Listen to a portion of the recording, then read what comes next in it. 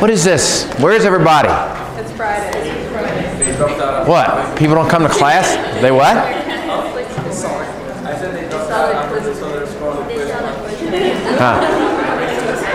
Well, they dropped out after quiz 1? Great. The few, the proud, the strong, the survivors are left. All right, I like it. All right, so quiz 1. The average on quiz 1 was 50 points out of 75, or in terms of percentages, that's like 67, 68%. So from my perspective, that's good. Well, remember that, all right, so what would be ideal? I mean, something like 75%, right, would be ideal. But remember, there's a curve built into the grading, so everything's shifted down 7 or 8 points anyway, which would make the average around 70, ideally. And that's pretty darn close to what we got. So I think you did well. I think, we were pressed for time because I don't get to determine the exam dates. Those are given to me. And so the first one is always rushed because it's just the way it is. So in any case, I think you did well. As far as I'm concerned, we're right on track to where we would be. I would be much more upset if the average was like 85. Then I would say, I didn't challenge you enough. And I'd be much more upset if the average was 50. Because if the average was 50, well, then I couldn't demonstrate I taught you anything. So I'm very happy with what we got. All right, now, it seems incomprehensible, but exam 1 is next week. So here are the details on that. It's Thursday, September 22nd. As you know, the normal covers all of Chapter 17, 18.1, 18.2, and 18.3. And, of course, it also covers the kernel's core concepts and the random walk and P vehicle, NRT, any of this stuff. What? Is it multiple choice? Yes, very good. So this exam is taken in the evening, E2 and E3, which is this time window right here. And it is a 20-point multiple choice test, just like you took in 2045 last year. Here are the rooms we're in. This is the last name. Your last name A to J. You're in this room, K to S. All of this information is up at the Canvas site. So you can, copy this down, take a photograph of it, or you can simply go to the Canvas site. All this information is at the Canvas site. And then a number of you have conflicts. There's I forget exactly what it was. Is it Calculus 3 or something? So we have a room available here, Lee 309, starting at 5:30. For those people who have that conflict, you can come and take the exam then early. Now, there are a few people who apparently don't like that option. So if for whatever reason you can't be in this room, if you've got that conflict and you want to take this exam early, and for whatever reason you can't be in that room, then you better get with your TA and schedule a time with him or her, an alternative time where you agree upon time and place for 2 hours to take this exam. You can take this exam early. You cannot take it late. We're trying to accommodate everybody at this time who has a conflict. But if you can't do that, then contact your TA and have your TA agree with you with a time and a place to take it. We're hoping everybody can do it here. Okay, so that's what I wanted to say about Test 1. Oh, one other thing. What is today? Friday. So on Wednesday, which is the day before the exam, in this room right here, there will be a help session. So you come with questions. We will answer those questions for you. We will work problems for you. We will try to help you. So This class period, Wednesday, next Wednesday, the day before the exam, will be an in-class help session. But if you come in here and I say, okay, who's got any questions, and nobody raises their hands, well, I'm going to say, okay, bye. So this is a help session for you. Take advantage of it by being prepared. If nobody has any questions, nobody wants me to tell them anything, I'm taking the day off. Okay, so that's the schedule for the upcoming exam. Now, we are in the throes of the very fun acid-base chemistry stuff. Oh, what a thrill. And we talked about the pH scale, we defined it, etc., etc. It's always fun to get calibrated with various substances and their pHs. So we start on the top here, lye, which is a sodium hydroxide solution, very high pH. Household ammonia, if you've ever gotten that on your hands, it has that real slippery feel. Slippery feel, characteristic of bases. Milk of magnesia. Anybody drink milk of magnesia in their lifetime? Uh-huh. Why did you drink milk of magnesia, sir? I don't know. My mother. Your mother gave it to you? My mother did that to me. It's disgusting. It is disgusting. All right, anybody else? Why did your mom give you this crap? Okay, so I'm surprised. So one application of milk of magnesia, which is magnesium hydroxide, is a laxative. So, when I was a kid, well, I had some problems down there, you know what I mean? And I think it's because I didn't drink enough water. But my mother used to, this milk of magnesia, it's a white slurry. It's thick and nasty, and you shake it up because it settles. And then your mother puts it out on a teaspoon and makes you drink it. It's just a tablespoon. And it's just horrible. But I think the reason it works as a laxative is because its pH is so high. It hits your stomach acid in your stomach, and it basically, really screws with the pH of the stomach, and boom, everything comes out, I think is how it works. But I don't know. But yeah, I had this as a kid. It was horrible. Now, seawater, blood, almost neutral, a little bit basic. Then you get down here to a lot of the substances that you drink. Milk, a little acidic. Urine, I don't suppose you drink that. It's not my business if you do.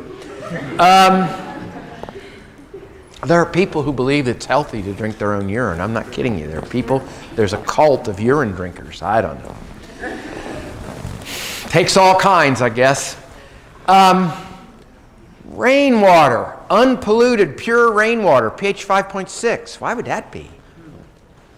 We'll talk about that. The reason is it dissolves CO2 from the air, dissolves in the rainwater, and makes carbonic acid. This is always a real surprise to a new graduate student doing research in the laboratory. And they measure a pH and they think it should be 7, and it's always acidic. That's because the CO2 in the air, you got this chemical reaction. You got CO2 gas. There's lots of CO2 gas in this room, plus the H2O liquid gives you HCO3 minus aqueous.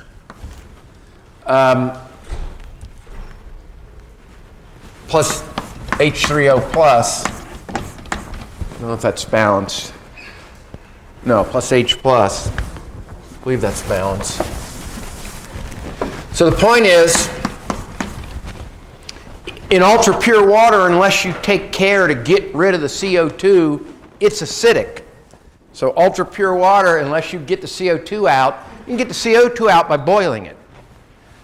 Beer, this is why after drinking a whole bunch of beer, your stomach's upset. pH 4, pretty darn acidic. Lemon juice, getting real acidic. There's your stomach acid.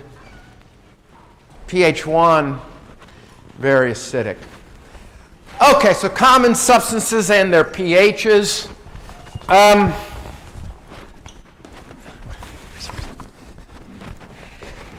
See what I'm supposed to be doing. Yeah. Now, we talked about measuring pH. Talk about measuring pH. the classical way, which is with litmus paper. So you see this color. This is the scale that you get. And then you dip your thing you want to know the pH in. You compare it to those colors. And you can see you get within a unit or so, 1, 2, 3, 4, etc., you can read out the pH of a solution.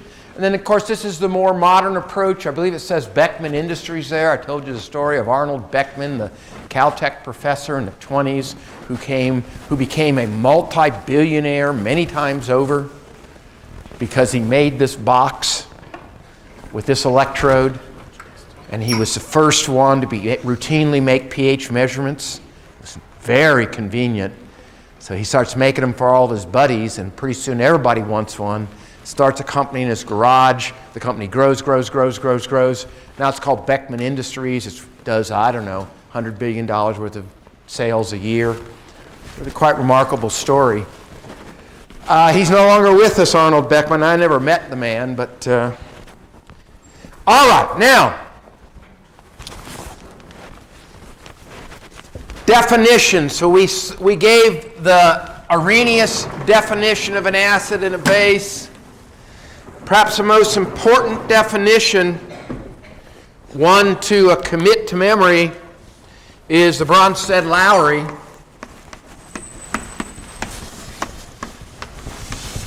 Bronsted-Lowry definition, which says, very important, commit it to memory.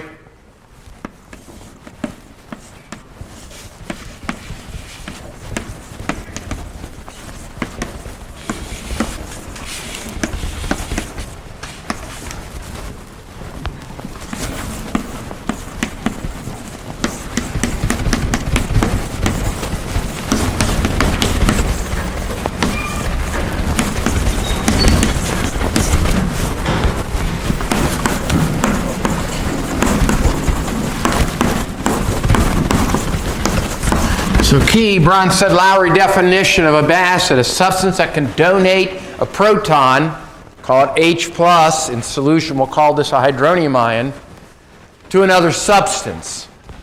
And likewise, a base has the corresponding definition, Bronsted definition. A base, according to Bronsted,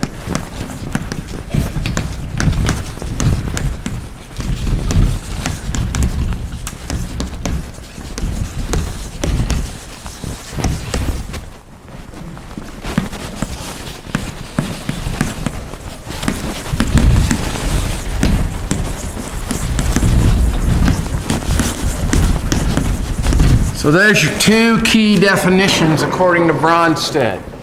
Bronsted, according to Bronsted, an acid is a substance that can donate a proton to another substance, and a base is a substance that can accept a proton.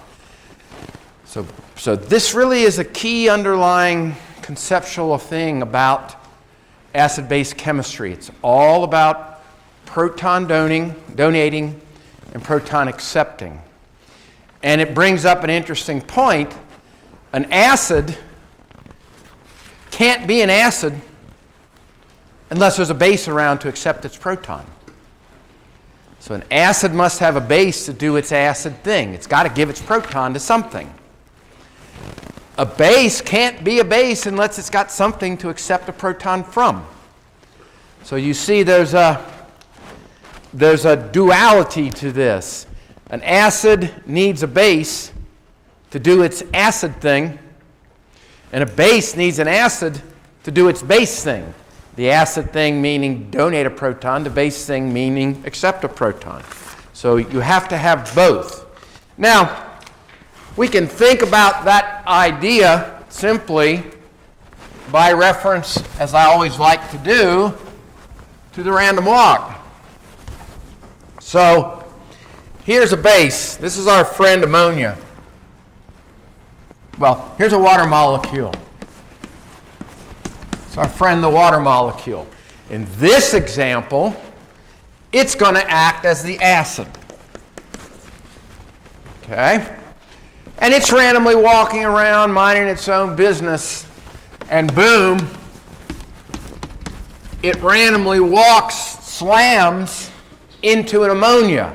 Now again, I keep emphasizing the lone pair on ammonia. Bases have that characteristic of having lone pairs. And that's how the base does its base thing. That's how it accepts a proton. So randomly walking water molecule slams in the randomly walking ammonia molecule. And every once in a while, let's call it that proton right there, slams into it. And let's say it ends up right there. There it is. So there is the fundamental act in acid-base chemistry. The acid water donate a proton to the base ammonia to make ammonium plus hydroxide. So again, as always, a random walk starts the whole process. You got to have a randomly walking water molecule slamming into a randomly walking ammonia molecule. But if you do, every once in a while, that proton gets ripped off and it gets stuck onto the ammonia molecule. That's the essence, that's the fundamental act in acid-base chemistry there. And you can see now why the acid, water in this case, cannot do its acid thing. It can't get rid of that proton unless there's a lone pair and a base to accept that proton. Acid can't be an acid unless there's a base. And likewise, this base can't do its base thing. It can't accept a proton unless there's an acid around to give it a proton. And I think, I like to use a football player analogy. So the best football player analogy is, let's pretend this is the football. So in my football player analogy, this is both the football and the proton, and I'm the acid. So I'm randomly walking. You're a base. Are you ready? I'm randomly walking here. Well, let's hope if it's football, I'm not randomly walking, right? But in any case, here I come, base, just like in football, hand the football off. Now the base has the football. Run! Oh, so you see the idea. It's not a pass because the proton doesn't get thrown through the solution. It's called a handoff. Yeah, it's like a running back. The base says, take this. So there's your football analogy. In Florida, everything is a football analogy. Boy, the Gators were great against Kentucky, weren't they? Did you watch that game? Wow. It's like, where did that come from? It's beautiful passing. And the catches were remarkable. I mean, remember that? There was that one catch where right on the sidelines, and they called it out of bounds on the field. And our guy goes, no, I caught that. And then the replay, and he had 1 foot dragging the ground just as he caught the ball. One of the most beautiful playing catches I've ever seen. So go Gators. Very happy about that. All right. Now, this also brings up another concept in acid-base chemistry. And that is the all-important concept of conjugate acid-base pairs.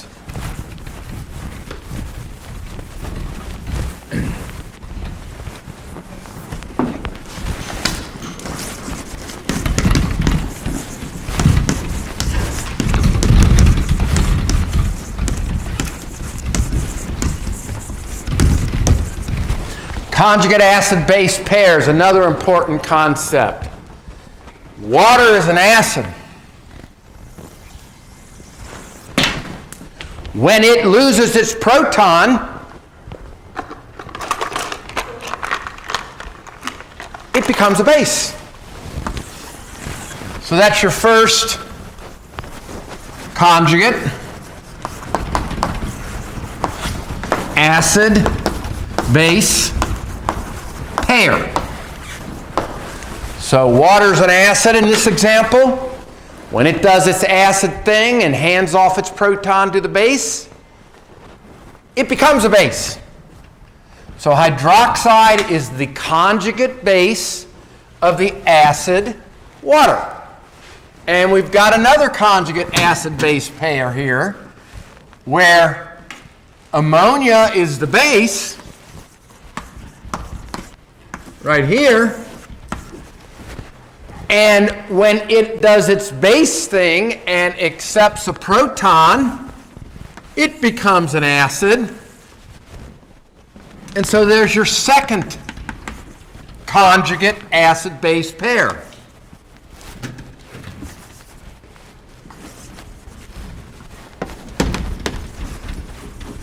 So there's your second conjugate acid-base pair. So an acid does its acid thing, releases a proton, it becomes a base. That's called the conjugate base of that acid. When a base does its base thing and accepts a proton, it becomes an acid. That's called the conjugate acid of that base.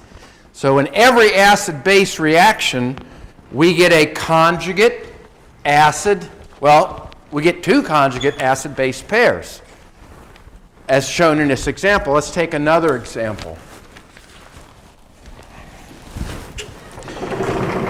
All right, let's take another example. Where's my other example? Aha! Here. What have I got here? What did I do? I don't know what I did.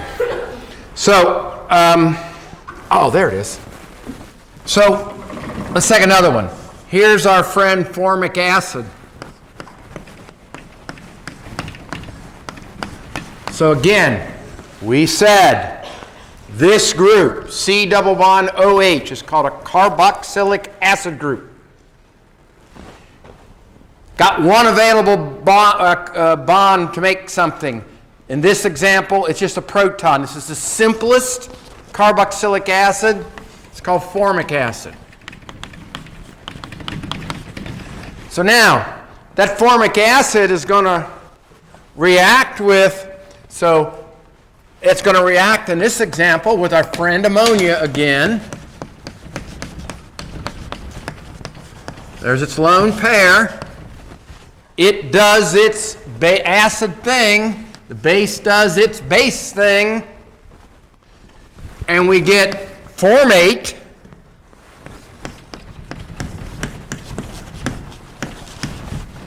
Plus ammonium. So again, two conjugate acid-base pairs. Formate and formic acid. One conjugate acid-base pair. Ammonia and ammonium. The other conjugate, the other conjugate acid-base pair. Identifying conjugate acid-base pairs is something you will have to do on quiz 2 and on exam 2. And I think I got some more examples.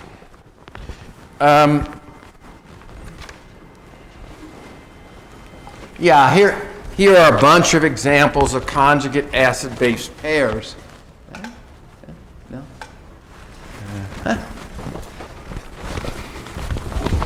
think I want to do that. Yeah. Here's a bunch of examples of conjugate acid-base pairs. We can see here's your acid, here's your base, and it's linking the conjugate acid-base pair. So HF is an acid. When it loses its proton, it becomes fluoride. There's the conjugate base. Formate, formic acid, formate, conjugate base. Cyanide base, conjugate acid HCN. So in any acid-base reaction, there are two conjugate acid-base pairs. And in the next chapter, we will talk about this topic called buffers and buffer solutions.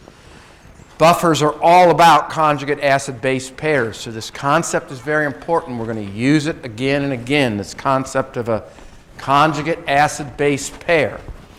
And then there's this interesting inverse relationship about strengths. So let's go up here. Here are 1, 2, 3, here are 4 strong acids. Okay? Now, strong, so acid strength, big red arrow going up. Now, because that's a strong acid, its conjugate base, chloride, basically has no basicity. So there's an inverse relationship. The strongest acid produces the weakest conjugate base. The strongest acid produces the weakest conjugate base. And again, chloride is not a base. In water, chloride is not a base. So that's why it says negligible here. Then we go to the opposite extreme. Let's take OH minus. We know that's a strong base. That is the quintessential strong base right there. But its conjugate acid, water, is weak. So if the base is strong, the acid is weak. So there's an inverse relationship between the strength of a conjugate base and a conjugate acid. Base strong. If the base is strong, the conjugate acid is weak. If the acid is strong, the conjugate base is weak, and everything in between. Okay, now, so an important distinction that we want to make about acids and bases, in fact, is introduced in this slide. And that is, in both the acids, we have strong and weak. There's strong, HCl, H2SO4, HNO3, hydronium ion, strong, and then here's a bunch of weak acids. And then likewise over here, we have strong bases, and then we have weak bases. So strong and weak, what does that mean? It is a general concept. A strong acid is an example of a strong electrolyte, so we can generalize. There are strong electrolytes and weak electrolytes. General statement, there are strong electrolytes and weak electrolytes. So, strong electrolyte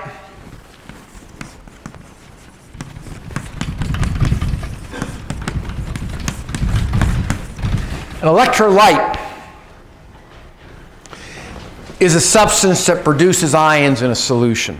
Simplest way to think about what an electrolyte is. An electrolyte is a substance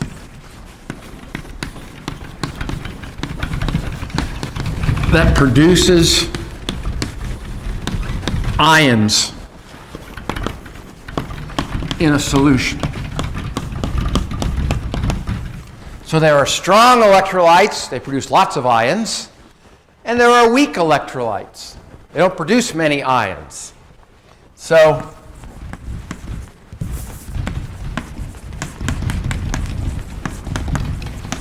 what's the difference? Let me see what I got here. Let me see.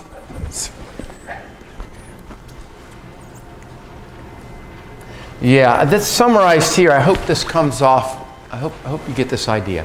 Okay, so what this view graph is attempting to show is the difference between a strong and a weak electrolyte. Now, so this first view graph is for the strong electrolyte. Now I'm calling this strong electrolyte HA because that's what they did. Okay? But that might be HCl. It might be HNO3. It might be HI. Any strong acid. So strong acid HA is dissolved in water. It dissociates completely into hydronium ion and the anion A-. So there it is. HA plus H2O gives you H3O plus A-. Now, key point about a strong acid is that at equilibrium, there's no HA left. That is a key point to understand. So the length of that bar is conceptually scales with the concentration of that chemical species. So this is before dissociation. We add that much HA into the solution. Okay, the length of that bar. You got it? Right there. Now, when we drop that into the solution, this reaction occurs. HA reacts with the water to to make a hydronium ion and the conjugate base, A minus. Okay? Now, this right here is the money picture, because what you see is that equilibrium, after dissociation at equilibrium, there's no green bar at all. That means there's no HA left in the solution. It's all gone. Where'd it go? It got converted into a corresponding amount. Note the sizes of the bars are the same. Corresponding amount of hydronium ion and a corresponding amount of A minus. So right there is the most important thing to understand about any strong electrolyte, including a strong acid. You start out with a certain amount of that strong acid, as indicated by the height of that green bar. You let the acid do its acid thing, as indicated by this reaction, and when it's at equilibrium, that green bar is gone. There is no HA left in the solution. Instead, you get an equivalent amount of H3O plus and an equivalent amount of A minus. That's what it means to be a strong acid. You can think of other strong electrolytes. Our friend sodium chloride.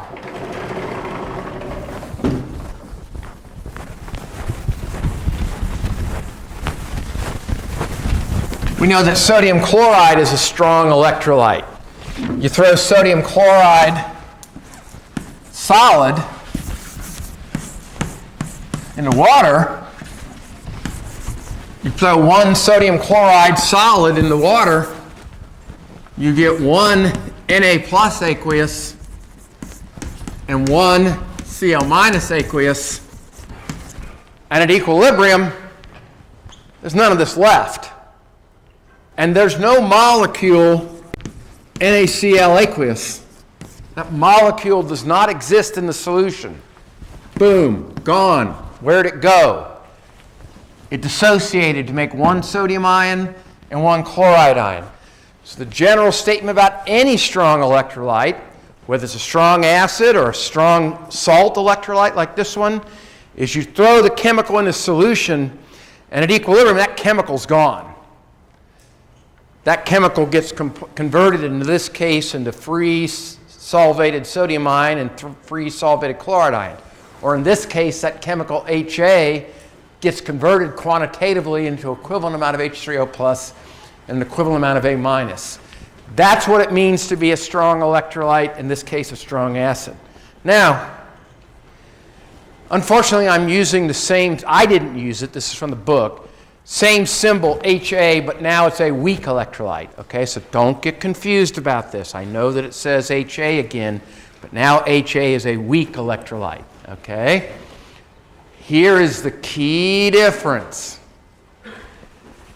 Again, the length of that green bar is an indicator of how much HA you threw in. So before equilibration, you threw in that much HA. Now you let the acid do its acid thing right here by this reaction, and look what happens. In fact, most of the HA stays in solution as HA. And you only get a tiny amount of H3O plus and a tiny amount of A minus. So again, you can think about it this way. In the case of a weak acid, let's take now a concrete example. Concrete. We can say our friend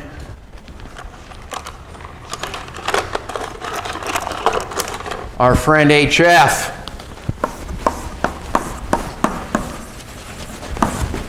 a weak acid, it does its acid thing.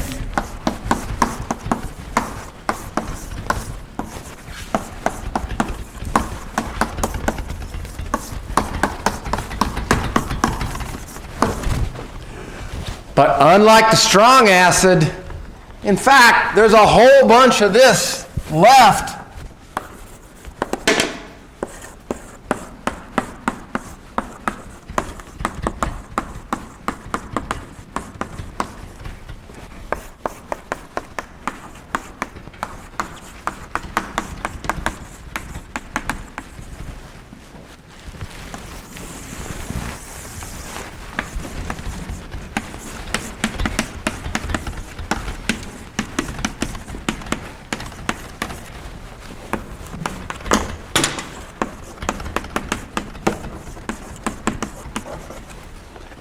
So again, we can go back to the random walk now and we can try to figure this out.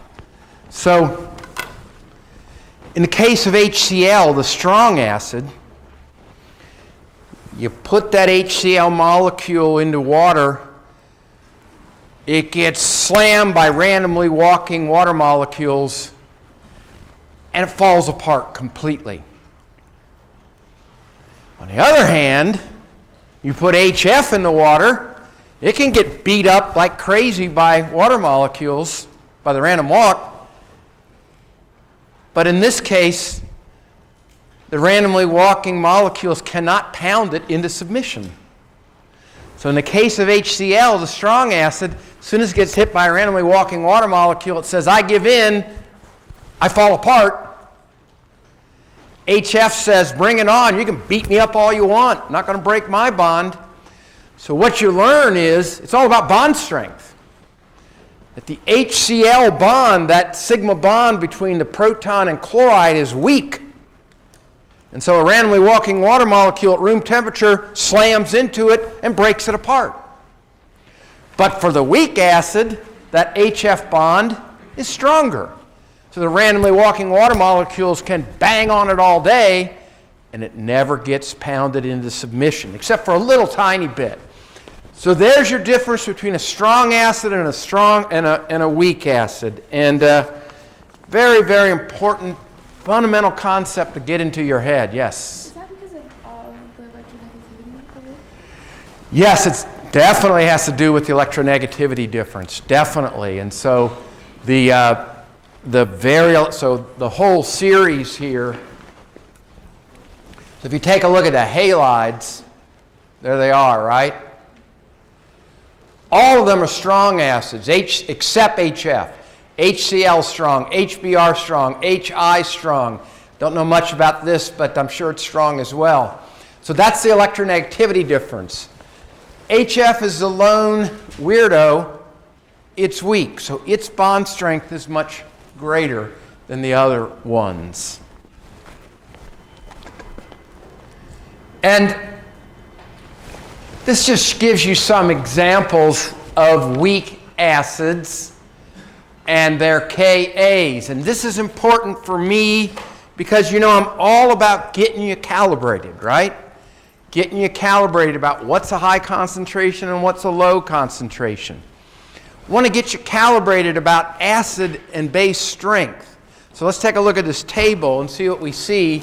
We see a whole bunch of molecules, but the key thing I want to look at here is Ka. That's the acid dissociation constant, Ka. We've already written it. So let's take our friend acetic acid right here. You see acetic acid, our pal acetic acid? So it has a Ka of 1.8 times 10 to the minus 5. That's a restatement of what I just said about what it means to be a weak acid. Because that 1.8 times 10 to the minus 5 tells you that's very much a reactant-favored reaction. Yeah? And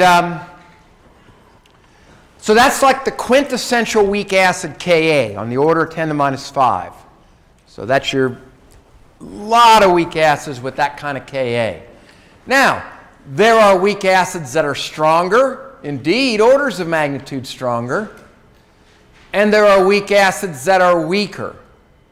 But I like to think of around the 10 to the minus 5 level as being sort of the prototypical weak acid. And they can get a little bit stronger from that, and then get a little bit weaker from that. But you can see there's like 10 orders of magnitude difference in acid strength among these weak acids. This value around 10 to the minus 5 is sort of an average value for this. And then, what's this?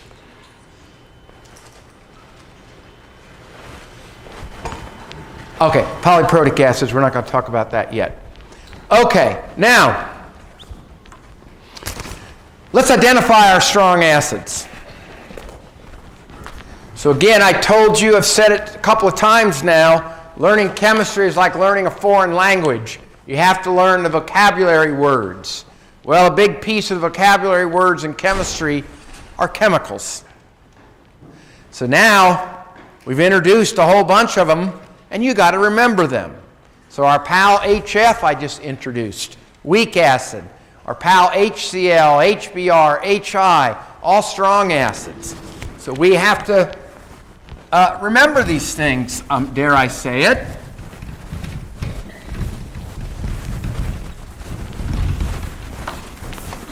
By the way, here's a way to tell how smart you are. You want to know? Smart people can remember lots of stuff. It's really quite remarkable. So I hope you're one of those really smart people that can remember lots and lots of stuff. You'll do better in college. You'll do better in life. And you might say, well, great. There's nothing I can do about that. I'm either smart or I'm not. Not true. Not true. The acquisition of knowledge makes you smarter if you remember some of it. The acquisition of knowledge makes you smarter if you remember it. So you can build up your smartness one step at a time by latching on to these facts and remembering them. So you're in spite of what you learned in grade school, your intelligence is not a static factor by any stretch of the imagination. It's not like, oh, my IQ is XYZ, therefore that pigeonholes me for my whole life. That's baloney. You have the power within your own brain to create a massive, interconnected memory machine if you have the willpower to do it and you want to remember things. Or you have the capacity to have a completely empty brain and just, sort of be like a randomly walking molecule and bounce off things. Truly, when I was a kid, they put me in this very low, there were two classes, dim and bright. I was put in the dim class. I was told, you're not going to college, you're too dumb. I was told this. When I got that categorization of dim, they didn't do that until second grade. I was in second grade Spanish because, they thought you might want to take Spanish. Well, as soon as I got my dim label, they pulled me out of second grade Spanish right in the middle of the semester. They said, you're dim. Only smart people need to know how to speak a foreign language. You're dim. You don't have to do any of that. You're not going to college. You're going to be a factory worker, just like your dad. This is what I was told in elementary school. I didn't believe any of that. I knew that I could pull myself up if I did what I just said. Pay attention, work hard, make an effort to remember things. Store information in your head and keep storing it there. And once it gets there, start connecting the dots. It's quite remarkable what you can make of the world if you do that.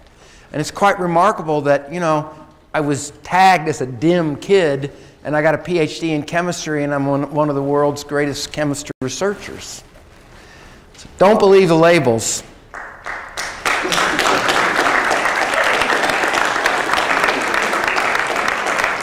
Yeah, if you learn nothing from me, learn that. Don't let anybody tell you you can and can't do something. You put your mind to it and you do it. And one of the things I urge you to put your mind to is learn things and remember things. All right. So let's talk about our strong acids and we'll stop. We usually say there are 7 common strong acids.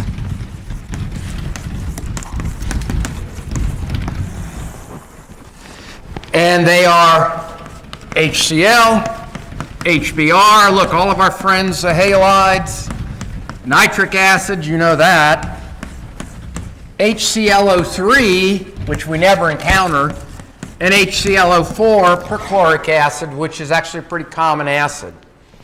So these are your common, and then there's one, these are called monoprotic acids because they all have one proton that they can lose.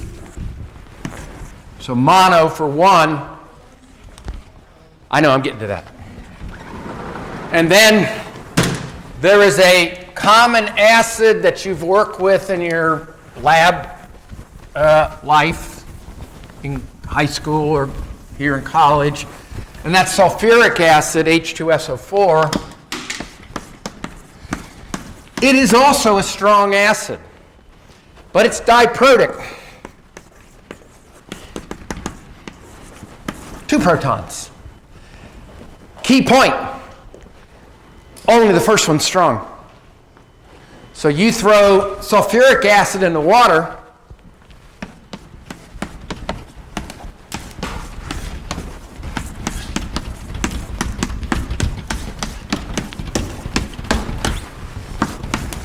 that is strong. So for every one of these you throw in water, you get 1 hydronium. I'm sorry, and that's called bisulfate. Sometimes called hydrogen sulfate.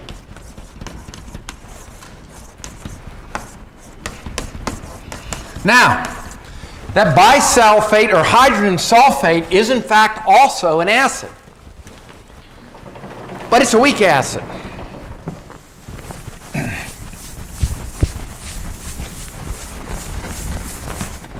But it's a weak acid. So if you got bisulfate or hydrogen sulfate in water, yes, it can act like an acid.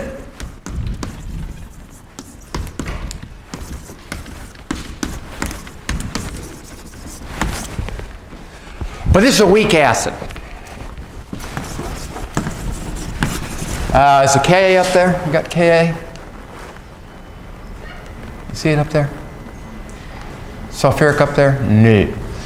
Anyway, so this is a weak acid. So there are 7 common strong acids. There they are. But sulfuric acid is an interesting one. It's got this ambivalent character. The first proton is strong. The second proton is weak. Okay, so let's stop there. I'll see you on Monday.